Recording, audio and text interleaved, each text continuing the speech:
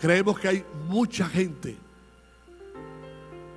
al lado de nosotros, muy cerca de nosotros, al cual podemos entregarle una publicidad de esta, una invitación de esta, y que también pueden estar con nosotros y pueden convertirse en baluartes, en gente que va a trabajar con otra gente y los va a alcanzar para el Señor.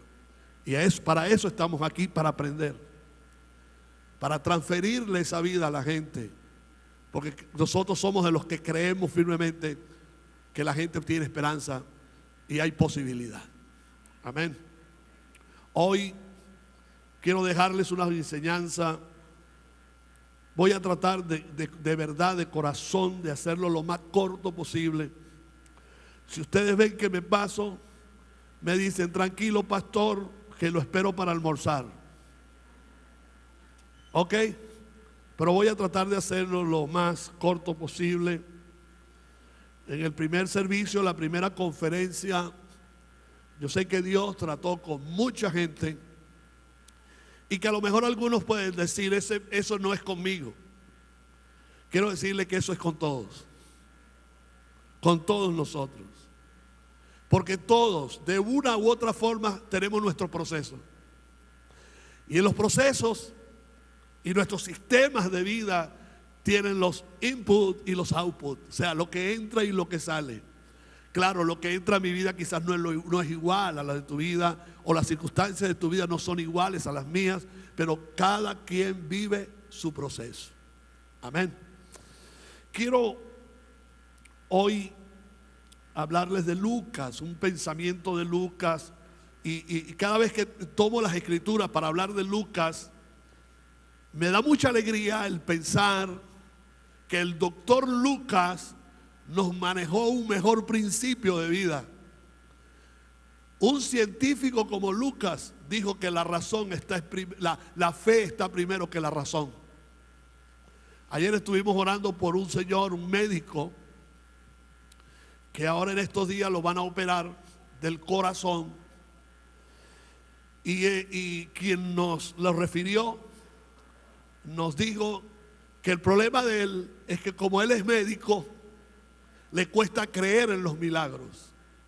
Y es verdad, quienes menos confían en las operaciones son los mismos médicos.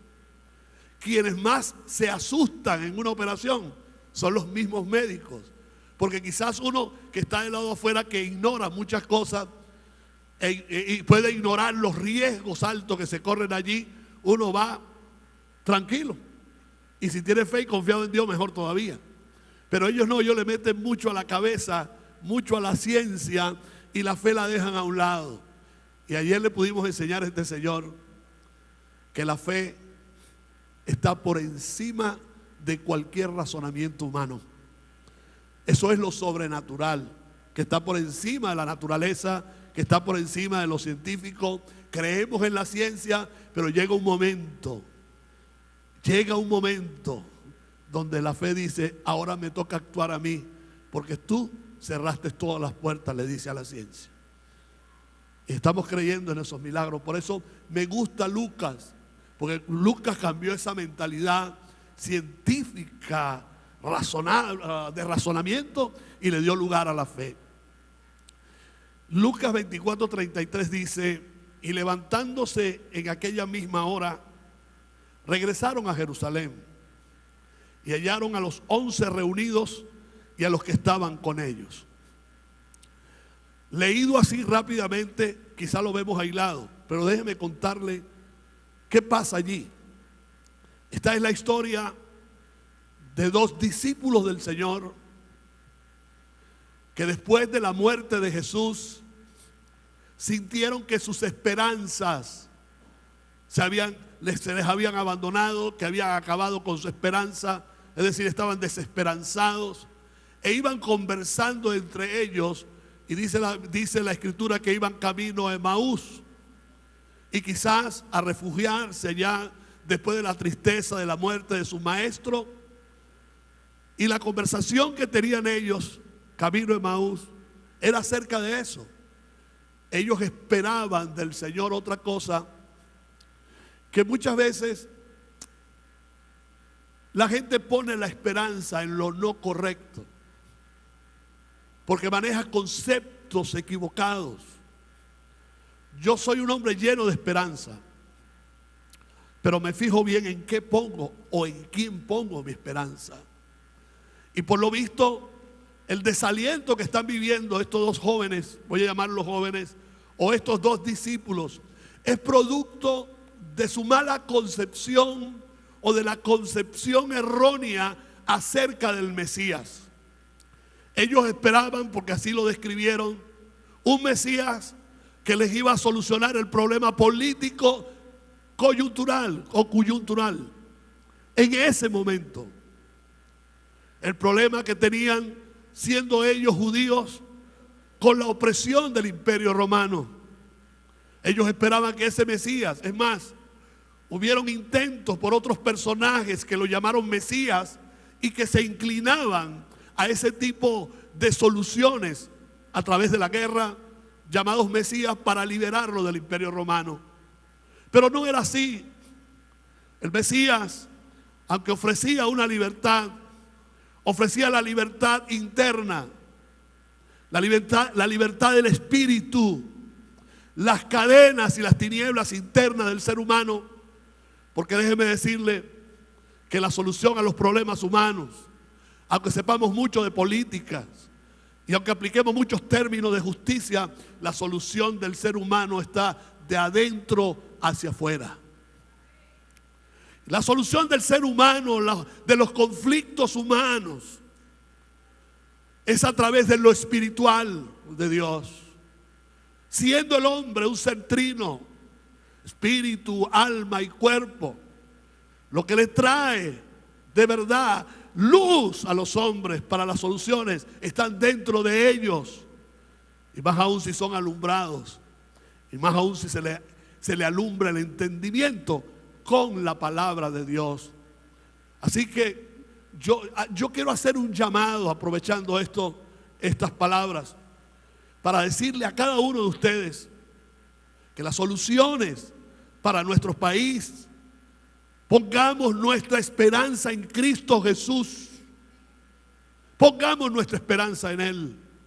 Que Él comience a trabajar en nuestros corazones, en lo más profundo de los corazones de los seres humanos, para que venga la luz del Evangelio del Reino. No nos equivoquemos.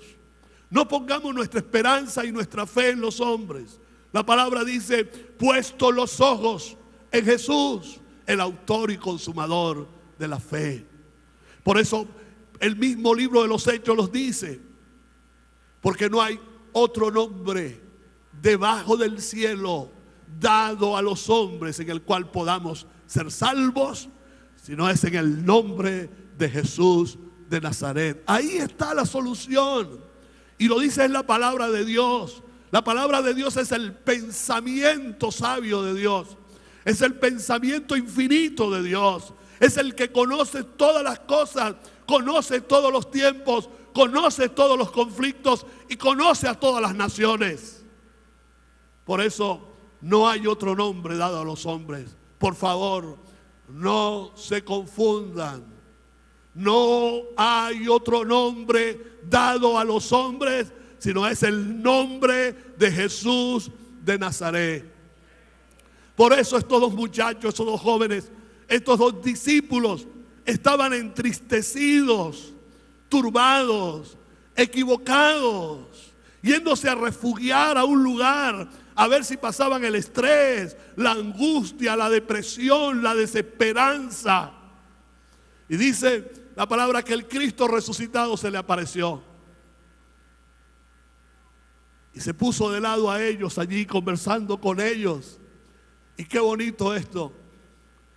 Jesús llegó. Yo estoy convencido que yo nunca busqué a Jesús, que Jesús ha sido tan bueno que Él fue quien se acercó a nosotros. Él lo preparó todo. Él tuvo el diseño, el plan.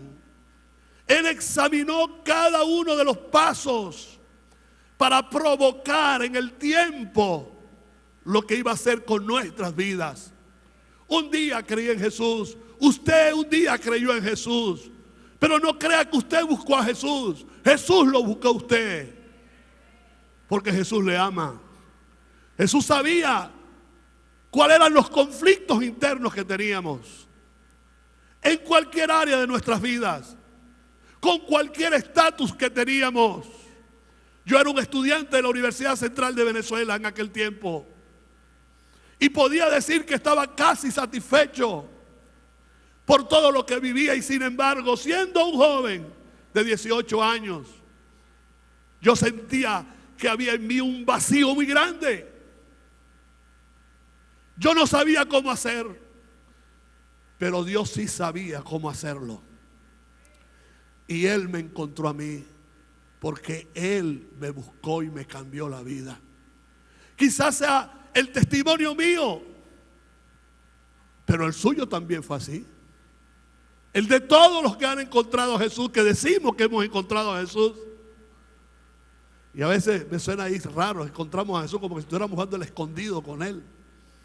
Él fue quien nos encontró a nosotros. Y estos jóvenes entristecidos, Jesús comienza a hablarles. Primero les pregunta, pero ¿de qué hablan? ¿Por qué esa cara? ¿Por qué esos gestos? ¿Por qué la cabeza bajada, viendo hacia el piso en vez de tenerla en alto? Y le responde, ¿acaso que tú no sabes de la muerte de Jesús? ¿Sabía o no sabía Jesús? Claro que sabía. Tú no sabes, este Jesús que anduvo haciendo bienes y buenas obras a los hombres, fue crucificado. Y aún Él dijo que iba a resucitar y aún es el tercer día, pero aún no ha resucitado. Y nosotros estamos aquí desesperanzados, tristes, acorralados en la vida, sin esperanza. Y dice que Jesús comenzó a revelarle las escrituras, les abrió las escrituras y comenzó a hablarles desde Moisés. Y le hizo un recorrido por toda la Torá acerca de que el Mesías tenía que sufrir, que el Mesías tenía que morir, pero que el Mesías iba a resucitar. La gran sorpresa allí es que el Mesías estaba al lado de ellos resucitado y ellos no se dieron cuenta. Yo quiero llamarte la atención para que tus ojos sean abiertos. Porque a lo mejor no te imaginas ni sientes que Jesús no está tan lejos como te lo imaginas. Que Jesús está más cerca de lo que tú te imaginas. Y que quizás físicamente tú no lo puedes ver. Pero a través de estas palabras Él te va a encender el corazón y te va a abrir los ojos para que a partir de hoy tengas una perspectiva distinta de la vida y tengas una confesión grande y positiva de tu propia vida, de tu familia y de tu herencia y tu generación.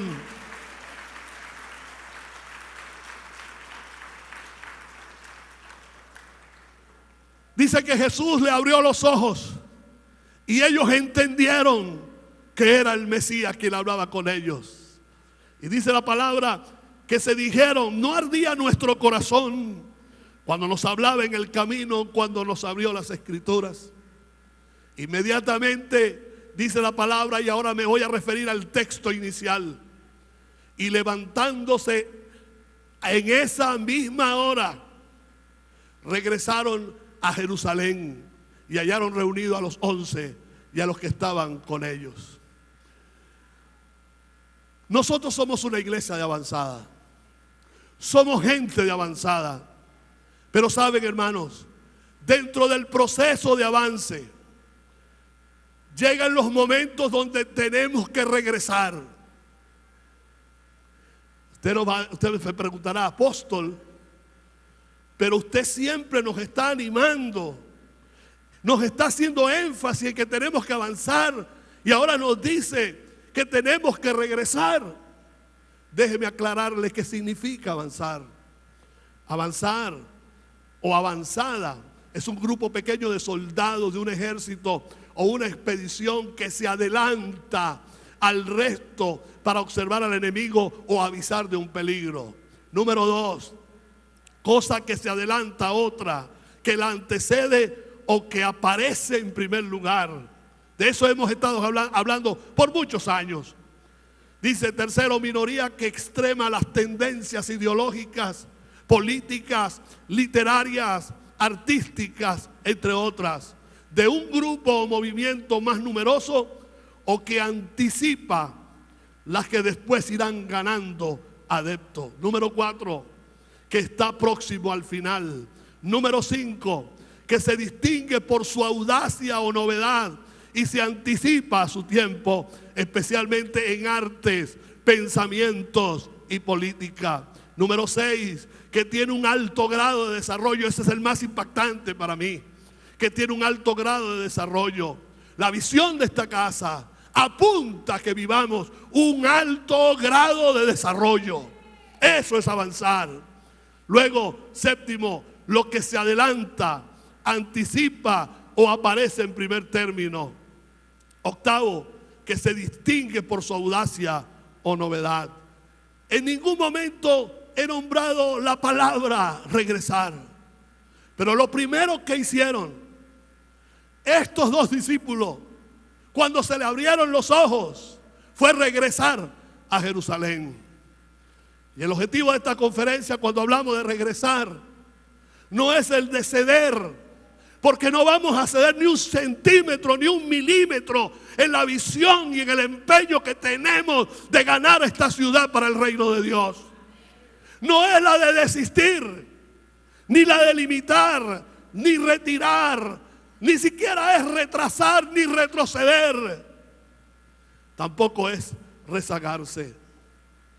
Regresar, en la concepción que nosotros manejamos, es todo lo contrario a lo que hizo Pedro cuando Jesús murió. Cuando Jesús murió, Pedro, que para mí era el más inteligente de sus discípulos, el más extrovertido, el que metió más la pata, pero que se convirtió en un gran apóstol. Cuando Jesús muere desalentado, regresó a su oficio pasado. Y él olvidó que en su encuentro con Jesús, Jesús había determinado una nueva identidad para él. Que ya no era Cefas, que le cambió el nombre, sino que para Jesús, el Rey de Reyes y el Señor de la misión, le dijo: desde ahora serás pescador de hombres. Y él desalentado dijo: me voy a pescar otra vez. Ese no es el regreso que queremos. Porque no queremos que usted regrese a lo improductivo. No queremos que regrese al entorno de mal. No queremos que usted regrese a los lugares donde sufrió derrotas. No queremos que usted regrese al entorno de las amistades que nunca procuraron su bien y que al contrario apuntaron para destruirle de manera persuasiva y diabólica. Ese no es el regreso. Y déjeme advertirle que todo aquel que quiere regresar a su antigua vida o a su antigua vocación, entre comillas, puede sucederle lo que le sucedió a Pedro. Pedro tenía un alto conocimiento del mar. Pedro era uno de los principales pescadores, empresarios, conocedores de la oscuridad para pescar. Hombre de mucha estrategia, muy fina, para meterse en lo profundo del mar y conocer el momento donde podía venir, como llamaba mi papá. Mi papá decía: Arnoldo, viene peje. Eso lo sabía Pedro. Peje. Los peces, una camada grande de peces. Mi papá decía: ya viene peje, y de repente uno veía, y es verdad, empezaban como a saltar los peces. Y Pedro, que quiso regresar a sus habilidades humanas, a su vocación antigua, dice que él conquistó a uno, dos o tres. No se deje conquistar por esos, por favor. Aléjese de eso. Dice que salieron y entraron a la barca, pero en aquella noche no atraparon nada. Amados, este no es el regreso del cual yo le estoy hablando. Regresar a Jerusalén en ese momento tiene otro significado. Regresar no siempre connota lo contrario a progresar. Alguien dijo, tratar de regresar es obviar el progreso e ir a espalda del progreso. Pero en este caso, cuando yo le hablo de regresar, también le estoy hablando de que es necesario un regresar para poder progresar. No les estoy hablando del caso de la mujer de Lot, porque en el caso de la mujer de Lot le dijeron que si miraba hacia atrás se convertiría en estatua de sal. Y ella miró hacia atrás. Yo no les estoy hablando de ese regreso, porque yo no les voy a hablar de un regreso para infructividad. Yo no les voy a hablar de un regreso para muerte. Yo no les voy a hablar de un regreso para soledad. No, yo no les voy a hablar de un regreso para el caos. Yo les voy a hablar de un regreso para vida, y que de esa manera podamos avanzar con todo nuestro potencial. Yo no les estoy hablando de un regreso para que se queden paralizados. Les estoy hablando de un regreso para que se active más la vida, con conocimiento, con convicción y con una seguridad de que cuando empecemos, lo que vamos a terminar, lo terminamos.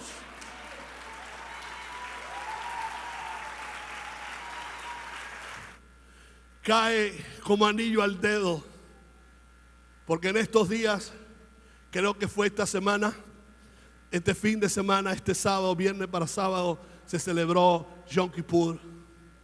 Y antes de Yom Kippur, la gente celebra ¿cómo se llama? La techubá, hace techubá. Para ellos techubá es arrepentimiento. Y según la etimología, regresar significa volver a un lugar en el que ya has estado, un lugar conocido, y significa volver al camino que Dios fijó. Yo te puedo garantizar que tú puedes caminar por muchas direcciones. Puedes ir a la izquierda, a la derecha, y hasta puedes sentirte bien. Pero eso no significa que estás haciendo lo correcto. Porque en el camino de Dios el sentimiento es engañoso, y la palabra dice que el corazón es más engañoso que todas las cosas. No es que yo me siento bien con lo que estás haciendo, no es que te sientas bien con lo que estás haciendo, es que estés haciendo la voluntad de Dios. Eso es lo más importante. Y techubá, o el regreso del cual yo les estoy hablando, es el regreso a lo que Dios fijó para nosotros como vida, y con los principios de vida que Él estableció en la palabra de Dios. Y quiero decirles también que estamos a tiempo de regresar, que estamos en el mejor de los momentos de regresar. Estamos en el momento donde el Señor está caminando a nuestro lado, que nos está diciendo: yo no morí, o yo morí pero resucité,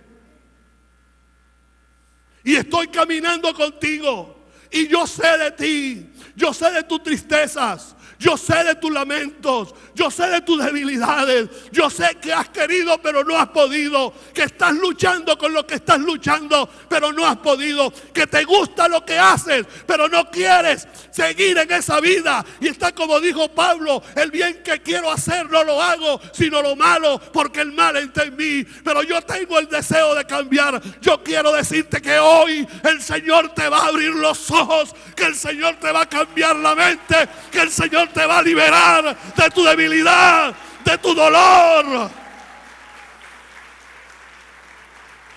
Que el Señor ha escuchado tu lamento, que le has dicho muchas veces por las noches, por la mañana: Señor, es que yo quiero cambiar. Y yo quiero decirte, tu deseo es solo tu deseo, pero no solo con el deseo se cambia. Hay que buscar a Dios, hay que decirle a Cristo: cámbiame, necesito que me cambies.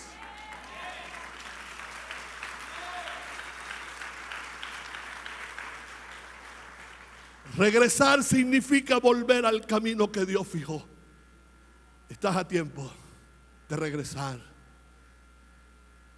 No vas a disminuir en nada, al contrario, vas a crecer.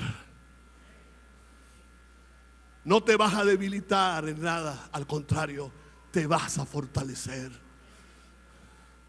No te vas a paralizar ni te vas a volver pasiva o pasivo, sino al contrario, vendrá el dinamismo de Dios por su Espíritu Santo con una mente nueva. Y una mente nueva significa arrepentimiento. Arrepentimiento es un cambio de mentalidad, y así lo enseñó Jesús. El mensaje central de Jesús era el arrepentimiento. Nosotros lo adornamos con muchas cosas, pero el mensaje de Jesús era este: el reino de los cielos se ha acercado. Así que arrepentíos y convertíos. Ese es el mensaje del reino. Amén. Todos sabemos cuando racionalizamos. Racionalizar es tratar de justificar lo que sentimos o lo que no sentimos, y tratar de buscar un culpable cuando somos nosotros los responsables de nuestras propias desgracias muchas veces. Todos sabemos cuando racionalizamos, cuando nos descarriamos, cuando torcemos la verdad, cuando evitamos el esfuerzo o ignoramos lo que es realmente importante y significativo en nuestras vidas. Por lo general sabemos en el mismo instante que lo que estamos haciendo está mal, pero nos vemos atrapados, nos distraemos o nos convencemos de que por alguna razón en ese momento en particular está bien. Y se lo repito, no es la sensación de bienestar lo que afirmas que estás haciendo lo correcto. Es si estás haciendo de tu vida lo que Dios quiere que tú seas. Amén. Yo sé que Dios es bueno, y yo no estoy aquí para juzgar a nadie. Y creo que durante mis 37 años de ministerio a nadie he juzgado por su vida. Pero sí soy un instrumento de Dios para advertir. Y yo lo que puedo decir, que siempre ha salido de mis labios, decirle a la gente: Dios entiende eso, porque Dios es bueno. Aunque Dios no admitas lo que haces, aunque hayas cometido miles de errores, Dios lo entiende, Dios no lo comparte, pero Dios te tiene aquí para cambiarte. Y me salió con rima y todo. Dios es nuestro Padre, y todo aquel que tiene hijos no espera que sus hijos sean perfectos. Ninguno somos perfectos. Él sabe que cometemos errores durante nuestro crecimiento.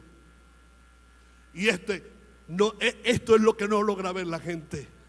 La gente ve en tus errores destrucción. La gente ve en tus errores un paralizamiento de la vida. La gente ve en tus errores un estancamiento. Usted lo ha escuchado, usted se lo han dicho, a mí me lo han dicho: hasta ahí llegaste, porque cometiste X o cual error o cual pecado. Yo sé que la paga del pecado es la muerte, pero el versículo no se queda ahí. El versículo, Pablo, que era un hombre radical, dijo: la paga del pecado es la muerte, mas el regalo de Dios es vida eterna en Cristo Jesús.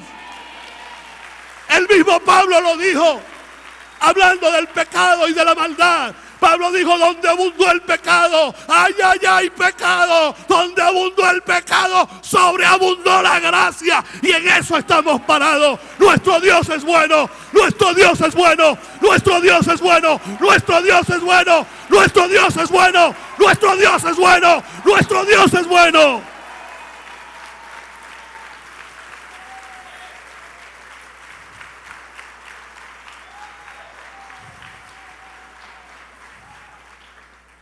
Dios entiende que todo lo que has vivido lo has vivido para tu crecimiento, para que madures.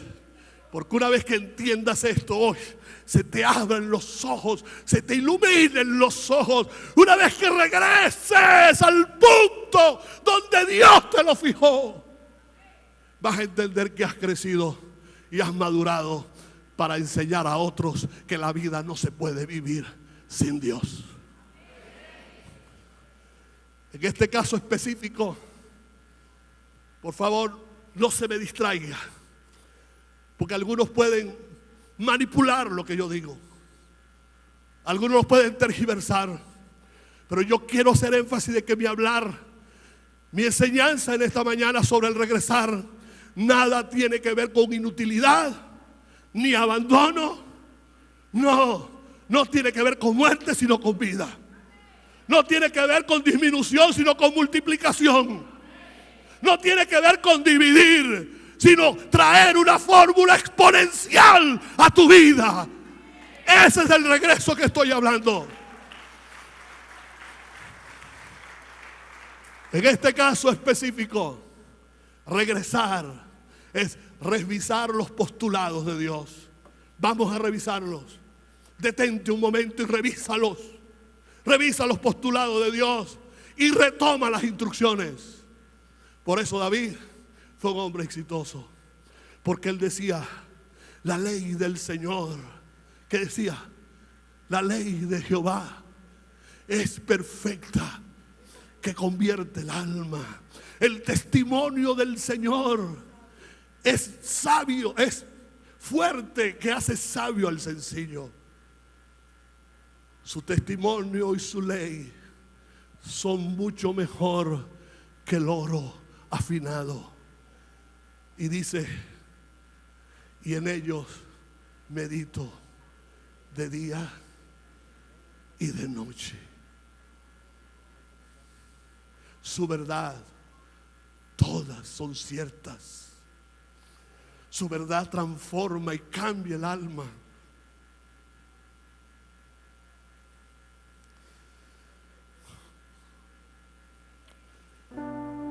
Yo sé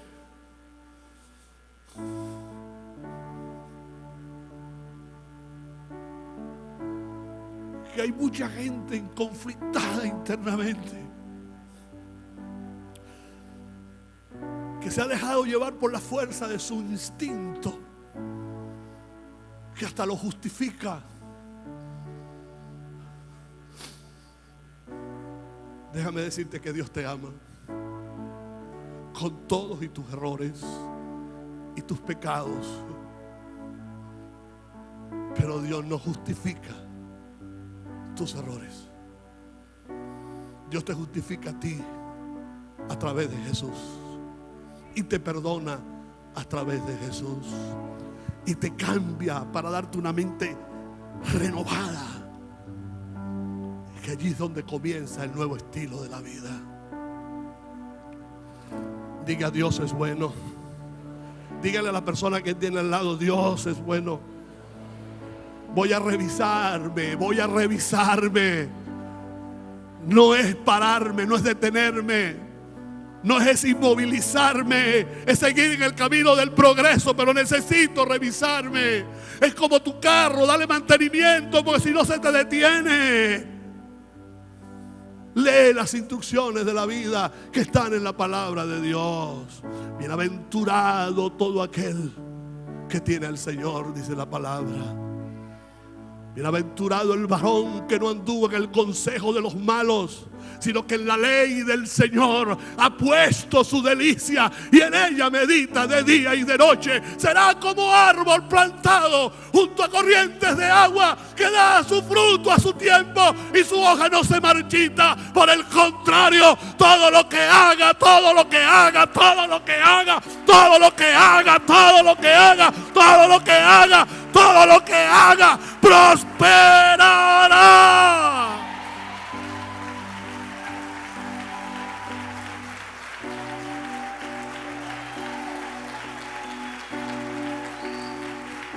Regresar a Jerusalén. Los ojos fueron abiertos, la mente fue cambiada. Pero hay que regresar a Jerusalén. Hay que tomar una decisión difícil. Pero ahí están las escrituras que nos abren los ojos. Y si les prestamos atención a lo que hoy, si le prestas atención a lo que hoy te estoy enseñando, tú vas a cambiar. Por eso decían ellos: no ardía nuestro corazón dentro de nosotros. ¿A cuánto le está ardiendo el corazón? Levanta tu mano así estés mal. Levanta tu mano. Yo sé que estoy haciendo mal, dile al Señor, pero esa palabra está ardiendo en mi corazón. Ábreme los ojos. Libérame. No puedo, no ves que no puedo. Libérame. Hazme ver la vida como tú la ves. Aleluya. No ardía nuestro corazón dentro de nosotros mientras nos hablaba en el camino, cuando nos abría las escrituras. Creo que en algunos momentos de nuestras vidas perdemos mucho por andar a la carrera y distraídos. Andamos ciertos tiempos desenfrenados, montados en lo rápido, porque ese es el estándar de la vida, el estatus. Montados en lo rápido y en lo furioso. Que llevamos 5 películas de lo rápido y lo furioso. Ahí vamos montados nosotros. Y a veces oímos voces como: tú no te puedes quedar atrás. Tú no te puedes quedar atrás. No es atrás, es adelante. ¿Qué sucede inmediatamente cuando regresan a Jerusalén? Diga: en Jerusalén es la cosa. En ese momento era la cosa. Y saben, para que los que no sepan, Jerusalén es el punto central del mundo entero. De la tierra es el punto central. Ciertamente hay lugares geográficos que nos hacen una historia exitosa. Si tú te logras ubicar en el lugar correcto, en el tiempo correcto, tendrás éxito. Pero solo Dios hará que te ubiques bien. Seamos humildes. Seamos humildes. Y digámosle a Dios: yo quiero estar bien ubicado. Dime tú, ¿hacia dónde regreso? Yo sé que regresar no es detenerme, porque esto es parte del proceso de avance. Y Dios me dice: dile a Él que se detenga. ¿Y cómo le voy a decir yo eso? Dios te dice: por un tiempo sentirás que te detienes, pero te voy a abrir una puerta muy grande y habrán cambios. Tú vas a sentir como que regresas a unos principios o al inicio. Sabe que la mecánica de Dios en la restauración es restaurar todas las cosas como en el principio. No hay otro modelo. Y aquel hombre tomó esa palabra. Meses después, lo que Dios le estaba diciendo es que tomara tiempo, tuviera paciencia, se detuviera o regresara al principio que Dios le había establecido, porque tal parece que estaba escuchando muchas voces. Cuidado con las muchas voces. Con oír a Dios es suficiente. Se los digo otra vez: con oír a Dios es suficiente. Nadie hablará a Dios por ti y nadie experimentará a Dios por ti. Cuidado con el consejo de los malos. Desenfunda tu herramienta, que es la palabra de Dios. Ayer viendo la película, un rato vi la película de el libro de Elí. Mira, hasta los malos saben lo que significa la Biblia. Ustedes saben que de esa película se trata del libro, de la búsqueda del libro. Y aquel hombre malo dijo: y que yo necesito tener ese libro, porque ese libro es una herramienta de poder que puede cautivar las mentes y transformar las vidas. Si lo sabe el enemigo, lo sabe el enemigo.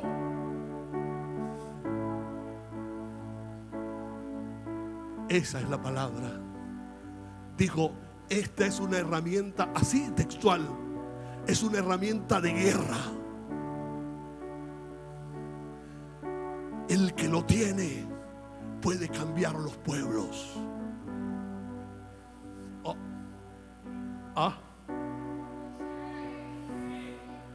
El diablo también lo sabe.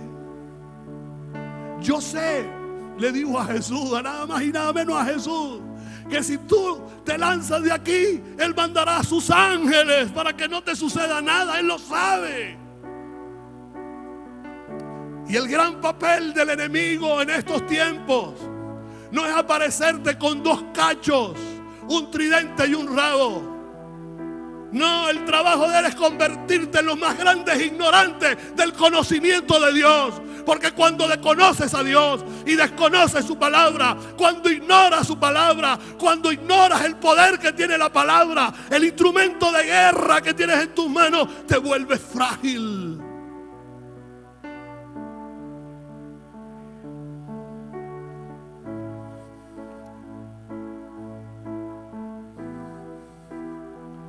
¿Qué sucedió cuando llegaron a Jerusalén?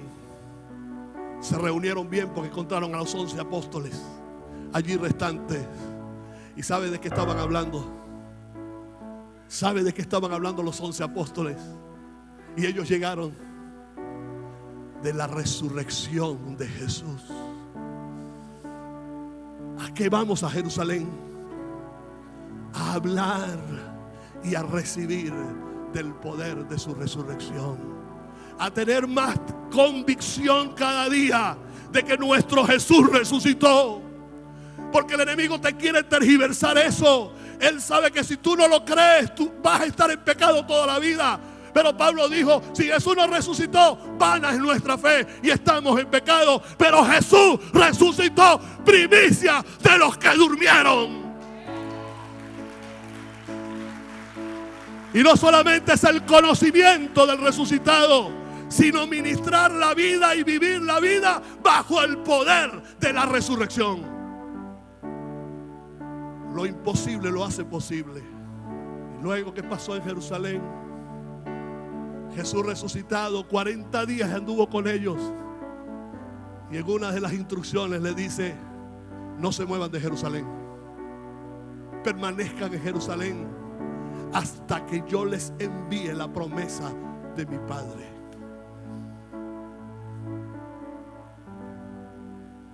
Cuando termina Lucas, usted obvie un poquito a Juan y salte hasta el libro de los Hechos. Y se va a encontrar una continuidad de lo que viene hablando Jesús en Lucas. Porque el mismo Lucas escribe el libro de los Hechos. Y empieza a narrar de manera más descriptiva los que habló con ellos y las instrucciones. Fíjense, el pueblo a veces se quiere distraer, y escúcheme bien, se quiere distraer y quiere distraer a Jesús poniéndoles interrogantes en las cuales no nos toca a nosotros saber. Jesús le está hablando de una cosa y ellos quieren hablar de otra. Jesús le está diciendo, dándoles instrucciones: no se muevan de Jerusalén hasta que yo le envíe la promesa de mi Padre. Y llegaron ellos y le preguntaron a Jesús: Señor, ¿qué serán de los tiempos? La escatología de los tiempos, ¿cuándo será? ¿Cuándo será? Y le dijo Jesús: cállense la boca, que eso no es de tu competencia.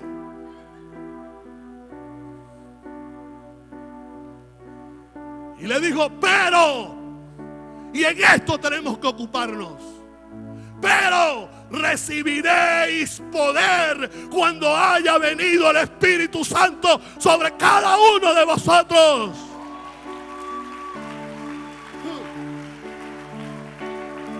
Hay que regresar a Jerusalén. Regresar a Jerusalén. es regresar a tu historia. Regresar a Jerusalén es regresar a los principios que te hicieron sabio. Regresar a Jerusalén es el estamento que te dio solidez para arrancar la vida y una nueva mente. Regresar a Jerusalén es entender la misión de vida que tenemos. No vas a recibir poder para decir que eres el más poderoso Ajax. Vas a recibir poder para ser testigo, para que prediques mi nombre. ¿Y dónde se comienza? ¿Dónde se comienza? En Jerusalén. Por eso regresaron a Jerusalén. Por eso Jesús le dijo: manténgase en Jerusalén, porque la tarea mundial, la tarea global, la tarea que va a cambiar la historia comienza desde Jerusalén. Me seréis testigo, dígalo conmigo, en toda Judea, en Samaria y hasta lo último de la tierra. Yo no sé si Venezuela es lo último de la tierra, pero alguien le hizo caso al Señor. Alguien le hizo caso al Señor. Alguien regresó a su Jerusalén. Alguien tomó el poder. Alguien llegó a nuestras vidas. Alguien llegó hace 105 o 110 años a esta Maracaibo hermosa. Llegó y nos trajo el evangelio del reino. Y aquí estás tú, estoy yo, gracias a que ellos obedecieron las instrucciones, comenzando por su Jerusalén. ¿Sabes cuál es tu Jerusalén? Tu país. ¿Sabes cuál es tu Jerusalén? Tu familia. ¿Sabes cuál es tu Jerusalén? Tu estado Zulia.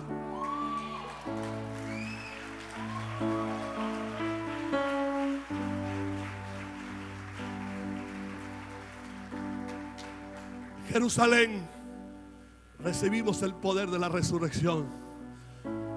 Yo declaro que los muertos se levantan. Yo llamo a vida a aquellos que se sienten muertos, espiritualmente hablando. Y yo llamo a salud a todo aquel que está enfermo ahora. Es más, todo diagnóstico de cáncer de próstata ahora se sana por el poder de la resurrección, por el poder de su nombre. Tengo que hacerlo, es la palabra, es lo que dice la palabra. Por las llagas del Maestro. Ir a Jerusalén. No les coma el cuento a la gente. No es para atrasarte el viaje, es para recibir la promesa del Padre. Tú hoy vas a salir de aquí con una promesa viva. El Señor te va a recordar la promesa. Esa promesa va a estar viva. Y sabes, no te dará descanso hasta que te dejes atrapar.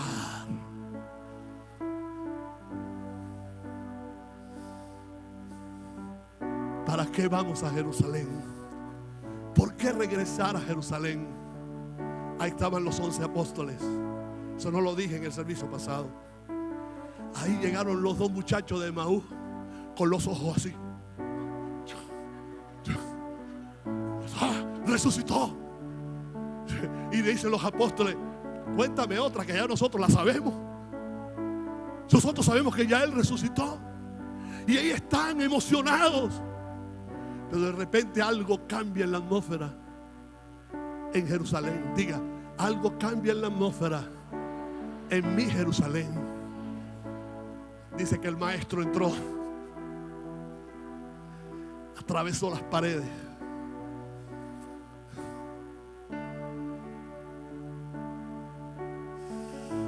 traspasó las paredes, y ellos están allí conversando emocionados. Y entra el Maestro, que no entró por la puerta, porque Él no tiene que estar tocando puertas. Él entró y se paró, dice, en medio de ellos.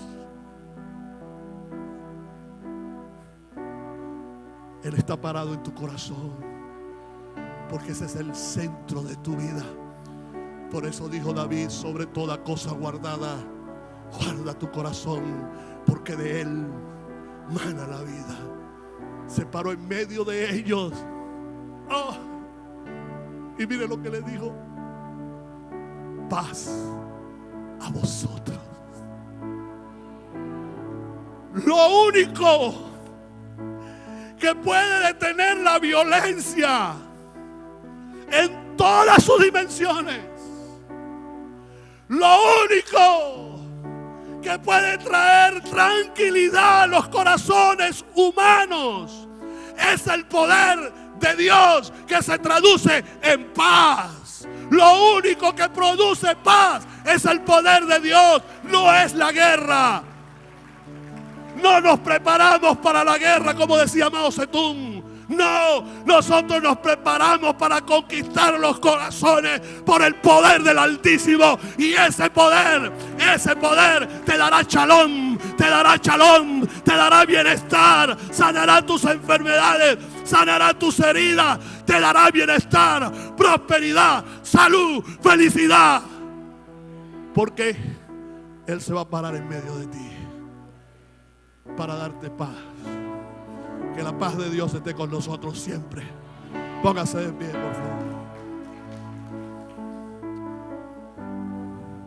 Si usted quiere entregarle su corazón a Jesús, allí donde está, baje su cabecita, cierre sus ojos y repite esta corta oración conmigo. Diga: Señor Jesús, hoy reconozco mi gran necesidad de depender de ti. Quiero confesarte como mi Señor y aceptarte como mi Salvador. Yo creo de todo corazón que Dios te resucitó de los muertos y que tú perdonaste mis pecados. Por eso te confieso mis pecados y me arrepiento de mis pecados y me vuelvo a ti. Toda mi vida ahora es para ti, Señor, y quiero ser uno de tus discípulos. Amén. Amén. Ok.